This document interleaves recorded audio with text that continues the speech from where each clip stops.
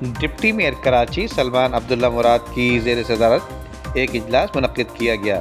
Karachi institute of heart disease کی pharmacy vigilance committee کا اجلاس منعقد ہوا، جس میں executive director Karachi institute of heart disease Rifat Sultana, member governing body professor Mansoor Ahmed, Tariq Mansoor advocate سمیت دیگر کی اس اجلاس میں شرکت ہوئی، جبکہ ترجمان کے مطابق ڈپٹی میئر کراچی سلمان عبداللہ مراد کا Karachi institute of heart disease کے مختلف وارڈز کا دورہ بھی کیا، جبکہ اس موقع پر سلمان مراد کا کہنا تھا کہ Karachi institute of heart disease کو قومی ادارے برائے امراض قلب کی طرز پر بہتر کیا جا رہا ہے تاکہ عوام الناس کو بہتر سے بہتر سہولیات میسر آ سکے۔